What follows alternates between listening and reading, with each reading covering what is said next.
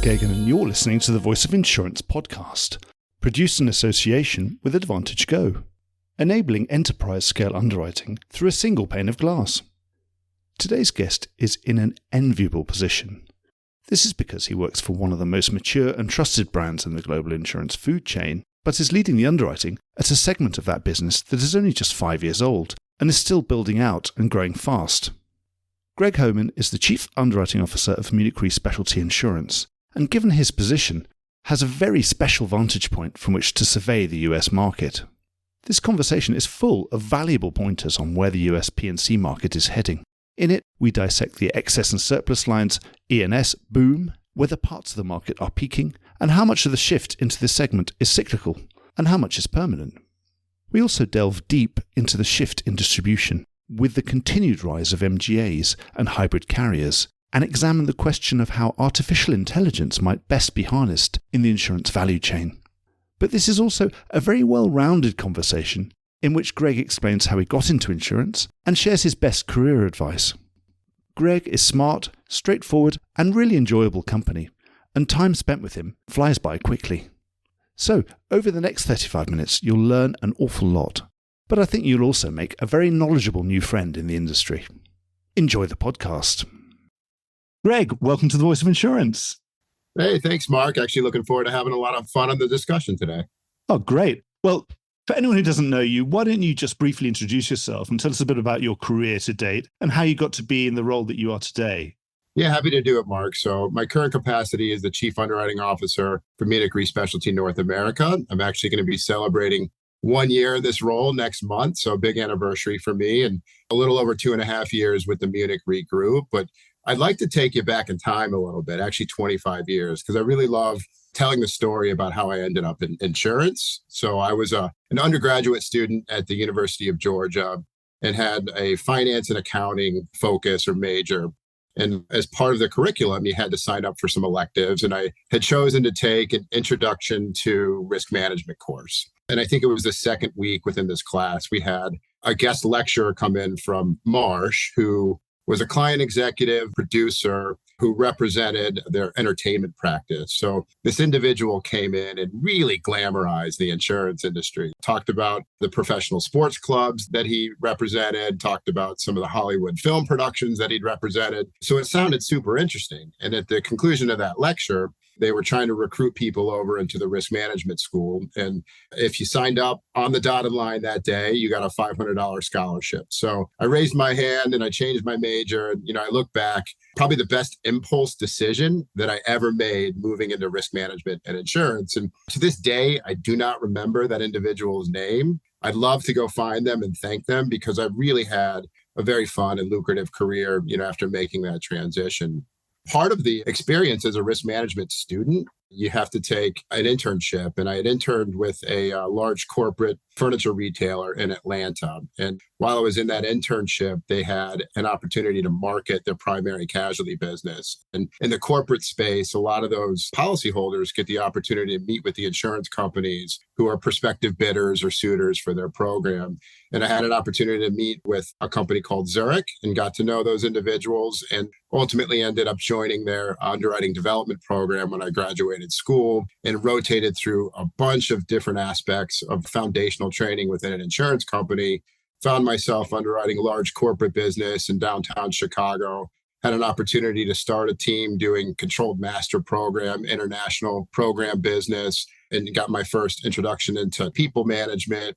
Ran a region for those guys, became a CUO for some of their national accounts products, ran a multi-billion-dollar P&L, and then was really excited and had the opportunity pop up here at Munich Re Specialty to come lead their casualty underwriting team, and made that decision in January of 2022. Very quickly after joining, my former CUO got promoted up to be the president of our E&S business and raised my hand to become the CUO of the Munich Re Specialty North America team, and the rest is history. And it's been a wonderful transition.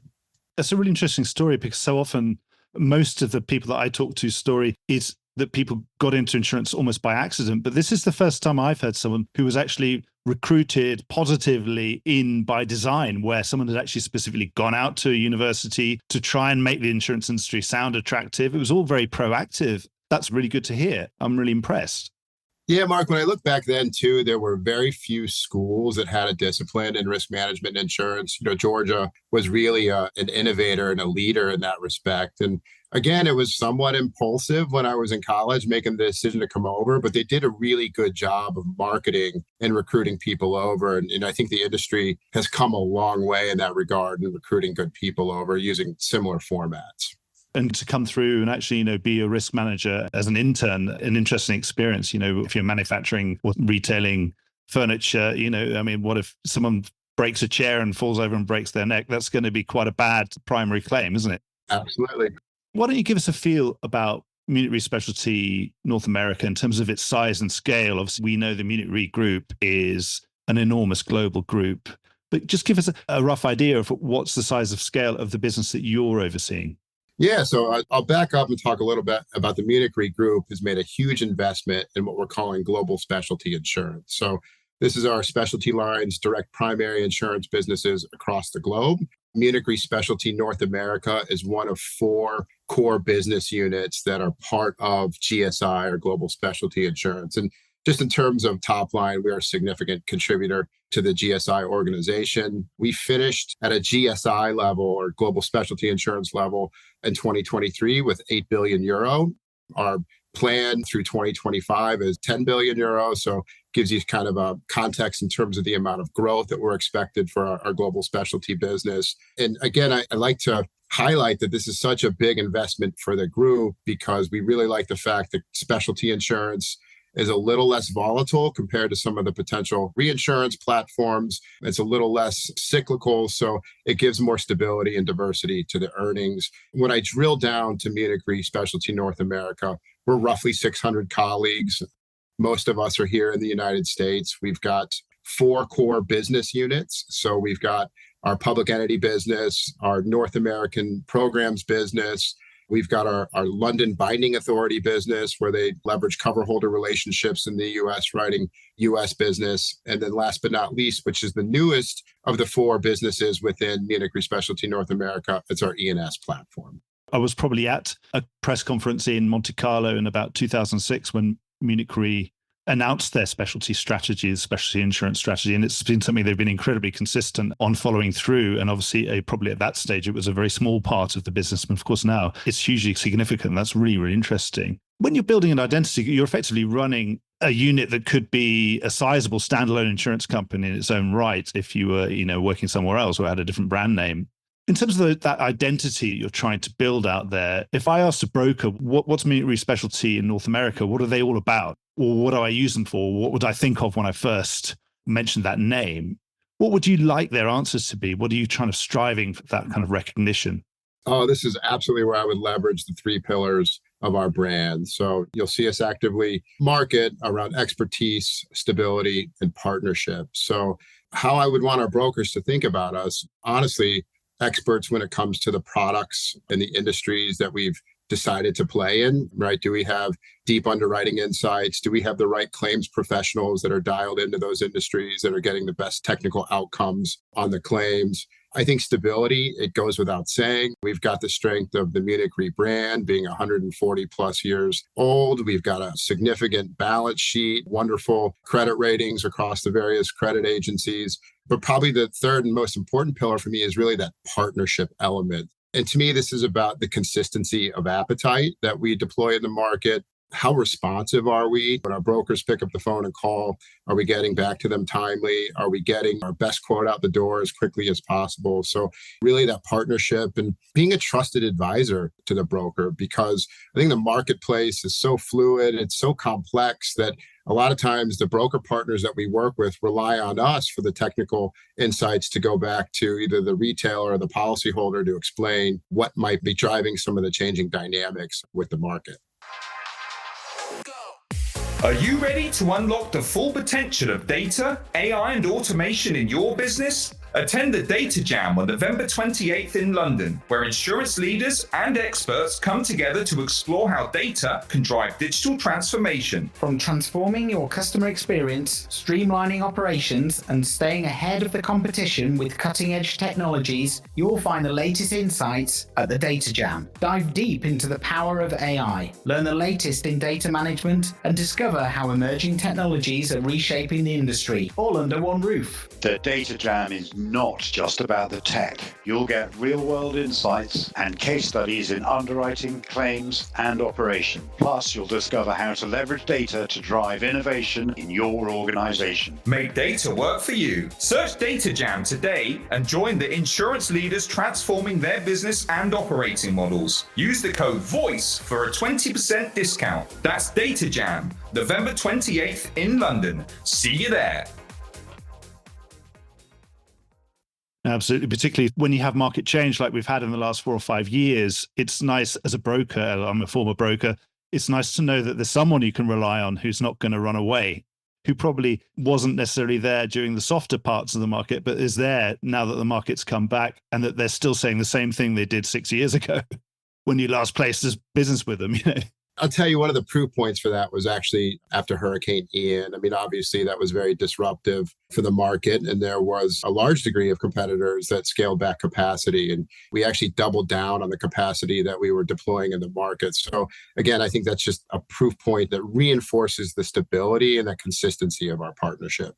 You have strong opinions, you have firm foundations of those opinions, and you've got lots of reasons why you say what you do. But then when you do, you stick by those opinions. Exactly. With that broker, would they say, oh, is there any particular line? Obviously, you're talking in a generic term about the business, about what a good partner you are, how dependable you are, and how financially secure you are and consistent you want to be. Would they think of any particular class where they'd say, you know what, in D&O, these are my guys? Or is it far more generous than that? No, look, I think that specialty in and of itself tends to be sometimes harder to place risks. So when you think about specialty North America, you might be thinking about a deal that's just difficult to get done. So how do you find an underwriter who's willing to think outside the box, be a little bit more innovative? And our E&S team in particular was launched in 2019 and has seen significant growth through the midpoint of 2024. So we were open to basically all of the new products that we put in the market, something north of 20 new products that we've deployed over that time period. So significant amount of new products in the market. But again, I think we're very good at reacting when there's disruption in the marketplace. And when I think about demand of what we're seeing, it has been increasing demand across everything that we do in E&S, somewhat flat in the financial line space. Our property business is still seeing a moderate increase in submissions. And more recently, the liability lines have seen a significant spike. So the primary and excess casualty. So what's your overall assessment? It sounds like it's pretty positive of the marketplace that you're operating in. It sounds like it's still pretty healthy. E&S in general, the word that I like to use is it's thriving. I think you can just look at some of the stamping office statistics. 2023, E&S represented a little over 9% of the total P&C marketplace. If you go back to 2018, it represented a little over 5% of the P&C marketplace. So a very short period of time, the proportion of business that has moved into E&S is quite significant. So just in terms of opportunities and demand, it's there. But it's not just about top line and capitalizing on opportunistic business that comes in. The combined ratios are performing as well. So for the last couple of years, the E&S market has performed a little bit better than the non-E&S P&C marketplace. Have you grown a lot? I presume, like almost everybody else I talked to, I'm sure you've grown a huge amount in the last few years. Oh, most certainly, Mark. I mean, for all intents and purposes, we were a startup in 2019. So when you look at percentages of E&S growth, quite substantial year over year. But, I don't really see much of a slowdown. I mean, it's definitely double-digit growth year over year. Is that still new submissions, or is that still rate as well on top of that?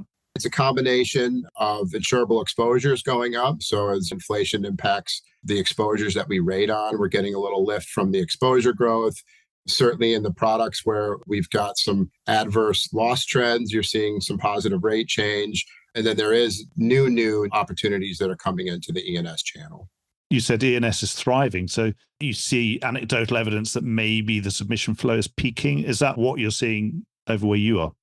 Yeah, so I would say submissions are definitely up in excess and primary casualty. Where I'd say there's more of a moderation or flattening would be in financial lines, to a lesser extent property. I mean, we're definitely seeing a modest increase in submissions year over year. And again, I'm speaking from Munich Re Specialty North America data. Part of that might be a function of our ability to just market, be more visible in the marketplace. So our share of submissions might be outperforming some of the others. But no doubt, I think the overall industry is still seeing all-time highs in terms of demand for E&S products. And I suppose if you were effectively a startup in 2019, then that was a very good piece of timing on your part to start then. Again, I suppose that might be a factor.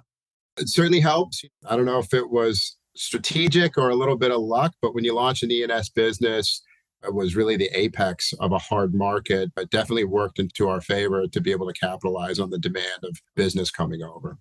One of the big questions that I wonder if you can answer is, you've mentioned that increased market share in P&C going to E&S, almost doubling. I've been around long enough to see the ebb and flow of business going from admitted into E&S and flowing back again as the market changes.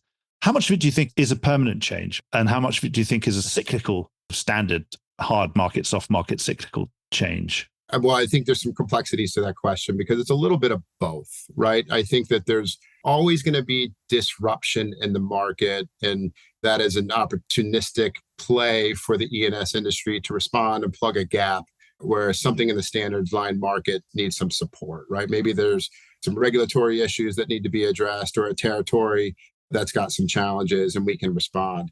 That said, I think that the ability for us to attract more policyholders into the E&S space, where those policyholders want to stay here because of the creativity that we bring, is absolutely increasing. So the amount of consistent recurring revenue or renewable revenue, I think, is going up. And you never know when the next part of the market will get disrupted. So as one line of business or one territory seems to have some resolution to where there was some challenges, there's going to be something else that pops up. Sometimes people come because they have to, but then hopefully they'll stay because they get a different level of service and a more bespoke offering, and they can get more tailored coverage. Absolutely. You were mentioning about some of those markets that were disrupted that perhaps are less disrupted at the moment. Sounds like property is more stable these days, that capacity has reset throughout the world, all the way up the chain, from reinsurance all the way down. Is it more stable now? I think it's more stable in the respect that carriers that have been participating in the E&S space might have offered slightly higher policy limits, or maybe there's a couple new players that have come into E&S. I have not personally witnessed a ton of this business going back into the admitted market. So it's not necessarily a reduction in E&S, it's just more capacity that's coming into the E&S market. And that being said, I have not seen rates fall below trend. I think we might be at this equilibrium point where rates are keeping pace with trend, but certainly not falling off a cliff. So it's still pretty healthy. Absolutely, a very healthy market. Bit more disruption in casualty, it sounds like. How happy are you with the kind of rating environment that's there? Obviously, sometimes things are disrupted and you get the opportunity and you look at it and think, well, actually, no, that still needs to come up more before I'm going to be interested. When you're looking at these increased flow of submissions in casualty, are you generally happy with the sort of pricing you can get?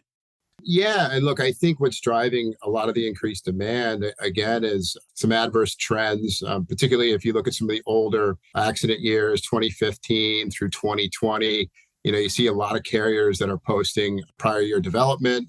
There's some recent noise that maybe even 21, 22 are having some similar adverse development. So as carriers are being more and more public about seeing liability trends in the low double digits, that's going to create some opportunities for us in E&S. And again, where I think we create a competitive advantage is our ability to respond quickly when some of those trends get identified, where the standard lines market might have to wait on the sidelines, wait for rate filings to go through so they can adjust and bring in new products or new rates that take a little bit of time, where we can respond and react very quickly. So I think to answer your question, it is a great opportunity for us. The critical thing for us is just to be selective make sure we're writing the right risks that we think are in the classes that fit the appetite where we want to scale, and that we've got the program structures and capacities that we're comfortable with. Seems fair enough. Any classes that we haven't mentioned that you think are noteworthy in any way that we should mention? I wouldn't necessarily call it a class, but I will highlight some innovation that we've deployed here at Munich Re Specialty North America. So I don't think it's a mystery to anybody that California homeowners has been a challenging marketplace. The California wildfire in particular, a lot of the commercial risks that are in elevated wildfire-prone territories in the state of California end up having to place their insurance with the California Fair Plan, which tends to be the market of last resort for some of those policyholders. And the Fair Plan is a somewhat limited product offering. And we created a commercial Fair Plan wrap, which is essentially a difference in conditions policy that wraps all of the coverages that you would typically get from a special lines property policy around the California Fair Plan policy. So we've got a way to bring a more comprehensive solution to those policyholders that are in some wildfire territories. And that's been a great success. That product went live for the Munich Re Specialty team in the first quarter of this year. We've seen really, really high demand. That's commendable. That's walking towards risks that other people very publicly had been walking away from as well. So, well, I hope that goes really well for you. Sounds really interesting. Yeah. And look, I mean, I give credit to the team because you asked a question about how I'd like brokers to perceive us. And really, that was a market-facing underwriter listening to demands from her broker partner, who actually the product was innovated through one of our talent development programs where the up-and-coming talent get into these emerging talent teams and they present a potential product or a potential solution to something that we might be dealing with across the industry. And she innovated this as part of that development team. And we actually took it to market. And it's been really exciting to see how quickly that innovation's been successful. I'm sitting in London. I talk to Lloyd's underwriters all the time. It just sounds like a very Lloydsy type thing. And, you're sitting on the West Coast, right close to that risk. And that's often the sort of opportunity that a London underwriter might be able to take. But it's good to hear that you're doing similar things over there. Absolutely. You've got your big program management division. We've had this amazing change and boom. I suppose it's been accompanying this boom in the E&S, but also sometimes a change in distribution as well. In this hybrid and fronting carrier boom, I've had plenty of members of that new cohort on the show, and it's been fascinating watching them grow. Particularly, I've had them on the show over 4 years, where perhaps in year one, they were X, and now they're 4X in year 4. You're out there backing lots of MGAs with a delegated strategy. Has it changed the market in any way? Because it seems difficult, I suppose, for that much premium to shift channels without being some kind of wave or something. I'd say it's changed it a little bit. I'd say the boom, it's too early to really declare to what extent. My personal opinion is I think this is too innovative to ignore, right? And full disclosure, we've actually had a couple of opportunities where we have participated in some of these new innovative relationships. And where I see it most often is really with digital MGAs that need a fronting carrier and then some reinsurance capacity that sits behind that fronting carrier to help deploy this digital MGA's new niche product. And I think it's really important for a carrier as they're entertaining one of these new relationships to really think about the scalability and the differentiation that MGA could bring to this new product and this new way of distributing products. So again, I think it's too important to ignore. I just haven't seen it revolutionize the business just yet. It's a large aggregate of a lot of very small niche operations, isn't it? We had Jeff Radke of Accelerant on the show, for example. We were talking about Norwegian fish drying being one of the, 100 plus MGAs that they're backing. But again, I suppose there's nothing necessarily new under the sun ever, is there? But they're talking a very good game. And I don't know what your view on it in the philosophical sense. It sounds to me like as an underwriter, you have to make an underwriting profit. And if this way of distributing product is accretive and profitable and a good diversifier to a book, then I suppose why wouldn't you do it? And why shouldn't you do it? There doesn't seem to be any good reason why not. And I suppose, is it just that this hasn't matured enough necessarily for us to say that it's definitely going to be around forever? Well, look, I think it's exciting and I embrace these types of innovative new ways of doing business. I think it's really important that carriers evaluate how much capital is invested in these companies as they get going and what's their long-term plan, right? Like, do they want to be an independent outfit for the foreseeable future, or is their end game to be acquired and then be consolidated into some other platform? So these are important questions to ask as you're getting into due diligence of potentially partnering up with one of them. One of the things those companies all major on, because they're relatively new companies, is that, of course, they've been able to major on having no legacy technology and hopefully giving their carrier backers a lot of look through almost in real time into some of those portfolios, those very diversified, interesting niche portfolios that those underwriters are writing on all of their behalfs. So it's a lot of technology and a lot of automation. We're sitting here in 2024 and we're all talking about generative AI and automation.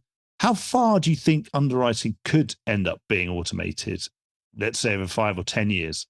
Look, I mean, if you just take a snapshot of the current landscape, there are some products that are almost fully automated today, right? So to me, it's a function of the complexity of the product that's being distributed. So when you think of something that's relatively homogeneous, like homeowners or personal lines auto, that stuff is very automated. As you move up the food chain and you get into risks that have larger schedules, maybe there's risk sharing, maybe there's a subscription type program, this gets a bit more complicated. So in 5 years, I hope we're more efficient than we are today. In fact, I know we'll be more efficient than we are today. Where I think you'll see some slower adoption is on some of the Gen AI things. To me, we're not at a place yet where the machine is a substitute for underwriter judgment, underwriting decision. I think that our industry is going to adopt some of this stuff somewhat slowly because until there's nearly 100% perfection, I don't think that the industry wants to take a gamble given some of the risks that come with Gen AI. And a big component of that is lack of firm regulations. The regulations are evolving on how Gen AI can be utilized. But I love the analogy that I heard at a recent conference, and it was around ride sharing. So if you had a robo-taxi that picked you up and you had a 95% likelihood of getting from where you are to your destination without a fatal car crash, you probably wouldn't get into that robo-taxi. So why would we apply that same degree of accuracy into underwriting decisions, right? So I think we've got a long way to go until you see a lot of adoption on this Gen AI front. But I do think there's tons of opportunity to streamline clerical things, data ingestion, how we're APIing between various systems so we reduce the amount of rekeys and things that an underwriter or claims professional might have to use today. But in terms of AI adoption, would it be more likely to use AI as something like an assistant, a smart assistant? Obviously, never replacing that underwriter, but helping make that underwriter be more efficient and maybe making suggestions at some point saying, hey, I've been through all the data. Yeah, I've actually read all the 57 inspection reports in this big property program. And I found something in property number 56, which you probably haven't read because you probably read the top 10 locations that account for 80% of the values. But here's some weird thing over here. Do you want to check this out? Do you think that might be a useful thing? Like having a really smart intern who's completely indefatigable? No doubt. And I do think that could come online much faster than some of the decision-making things. So how do we flag for, and it's not just insurance, any professional, what are the things that they should be looking at that this machine can help them identify and flag? So you're looking at the right things. How do you surface more of these insights into a common pane of glass or a single landing page? So you're not having to look in 7 systems. You can look at one system to see the things that are relevant before you make your professional decision. So it sounds like a kind of productivity gains and also some gain in skill of underwriters there, i.e., particularly being able to look through huge amounts of data and saying, I think there's a trend here. Do you want to check this out? But always deferring to that professional, the human underwriter at the end.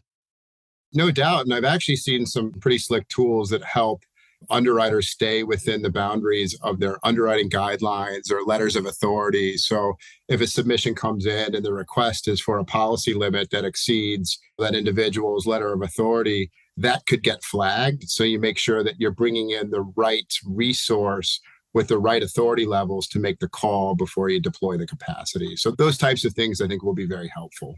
Do you have high hopes of these kind of things really improving productivity? Oh, absolutely. I think that throughput is how the haves will differentiate themselves from the have-nots, right? We talked a little bit earlier about just the demand that we see in the E&S marketplace. And really, I think there's so much demand. Our biggest challenge is getting to all the opportunities that come in the door. So we're thinking really long and hard about how we increase throughput. So certainly evaluating these tools and opportunities to help drive efficiency. And presumably, of course, you're dependent on the brokers being efficient. You're hopeful that they're going to be able to be as efficient as you are. I remember doing a conference in Chicago and I met with Tim Turner of Ryan Specialty Group. Yeah. And it was the first time that someone said, by the way, this is coming. All this harder market, this E&S boom is coming. And he said, all I'm really doing at the moment is I'm trying to get as many hands on deck. I'm trying to hire as many people because I think for the beginning of this, it's going to be quite old fashioned and it's going to be something that used to be a single placement with a very large national carrier in the admitted market. It's going to be 14 phone calls and different layers and all sorts of things. And it's going to be labor intensive. Well, actually, I'm going to have Tim on the show at some point later in this year. So I'll be asking him about how they're getting on with that in terms of making that process much more efficient, because I don't think with the opportunities were available as much as they are now back in 2018.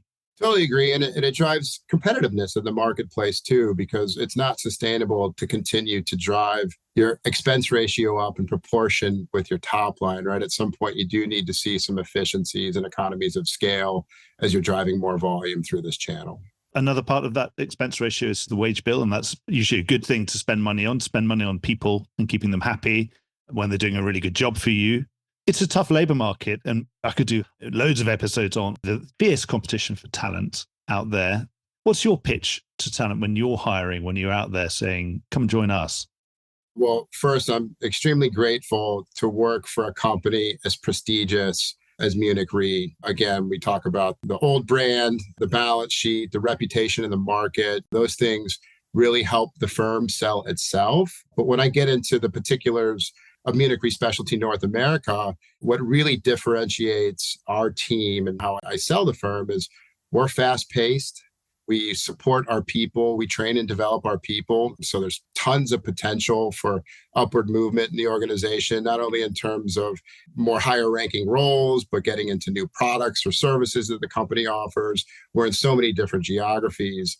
But particular to Munich Re Specialty North America, we've got this startup mentality, right? Where our brand, I forgot to mention this in our earlier discussion, this is a really critical year for us because we're celebrating 5 years of Munich Re Specialty North America. So in that very short period of time, we've seen really a lot of growth. And as a startup business, it's not often that somebody can walk in and shape and steer the direction of a business from the ground up and then have the strength of the brand and the balance sheet that we do. So almost a once in a lifetime opportunity. And that is really a great way to recruit people out. And I suppose, yes, no one in our business is ever going to say Munich Re who, never heard of them. Exactly. Exactly right. You get that best of both worlds, that they can have the entrepreneurial element and that fun of building something, but they've got the security that they also may be seeking, which you don't get with a small startup or a very small MGA where there's a precarious element to it. There's that startup element, but you get a bit of best of both worlds, it sounds like. Exactly. You mentioned about at the beginning of the podcast about that inspiration you got to get into insurance, which is almost unique. So few people go by a route where they've been attracted into insurance from college.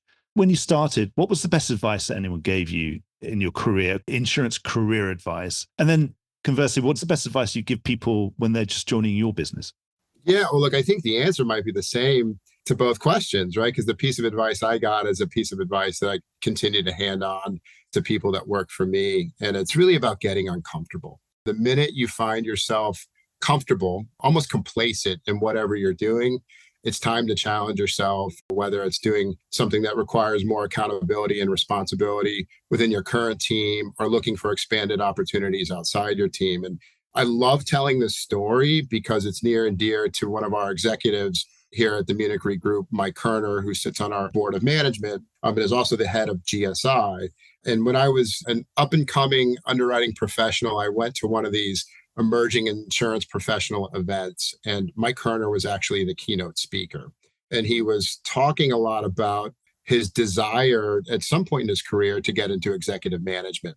And he was an actuary by trade, not to stereotype actuaries, but they tend to not be the profession that you typically think of as the highest ranking interpersonal skills and the best public speaking skills. And Mike knew that one of his most critical professional development needs would be public speaking because he was petrified of it. And he gave this analogy. He said, every time he gets up to publicly speak, it's kind of like having the same reaction that you get when being chased by a wild dog.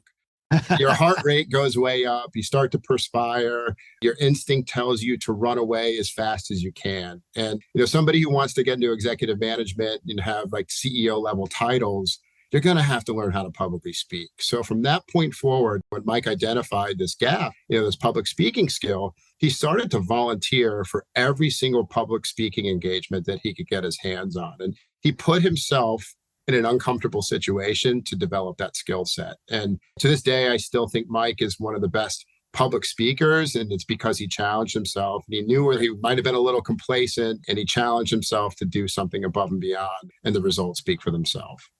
And it's always remarkable in our industry, certainly, yes, any actuary who steps out of that stereotypical shy or retiring actuarial image that we have, the ones that do step out into the executive world all do incredibly well, because they really know their stuff. No doubt. I mean, that's one of the more complex parts of our business is getting into the actuarial elements. So if you can understand the complexities and break it down in layman's terms where your teams really understand it, I mean, that's a true recipe for success. Yes, having those analytical skills, those deep analytical skills, but then having that communication skills to layer on top and to know who you're talking to be able to get through to them. I mean, it's an incredibly important skill. When you meet actuaries who can do that, you can see that they can go wherever they want. It was interesting you were saying about not being comfortable. I suppose the great thing about the insurance industry is the minute you think you're comfortable, then life on the insurance market has a way of making you uncomfortable anyway. I don't know if you agree with that. I totally agree. I mean, there's been so many challenges that none of us would have ever anticipated that we've had to deal with. And COVID, what a great example. But every time one of these challenges pops up and the industry has to respond, I feel super proud to be part of this industry because it's a reminder of how resilient we are. I mean, we have navigated through some very turbulent waters, and there'll be another crisis in our lifetime. I feel super confident that our industry is going to thrive and get through to the other side. Well, Greg, I very much wish that you thrive as well and that you continue to keep growing and have a big smile on your face like you've had throughout this conversation. So unless there's something else that you've got a final parting shot, I'd really like to thank you for coming on the show and make sure we'll book a date at some point in the future to check in, because it seems like you will have moved significantly by the next time we get around to talking. Yeah, Mark, I really appreciate it. What a great and fun opportunity. And I look forward to coming back and hopefully being a guest on your show again. Thank you very much. Well, I hope you enjoyed today's episode. If you did, don't forget to subscribe or leave a like or a review or recommendation on whatever podcast platform you used to access this program. These really help get the word out. Before we go, just a quick reminder that advertising slots are available here and in other places in the Voice of Insurance podcasts.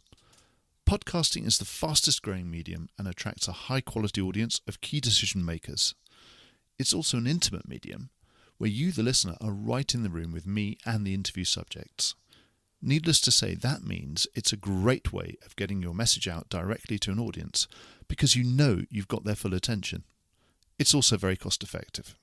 So get in touch with Mark at thevoiceofinsurance.com to find out how you could be speaking directly to the industry.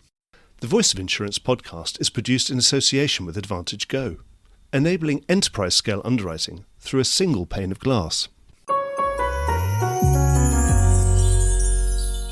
Voice of Insurance is produced by me, Mark Gagan. Music was written by Anna Gagan and produced by Carlos Gagan. Check out more podcasts and written comment pieces at www.thevoiceofinsurance.com.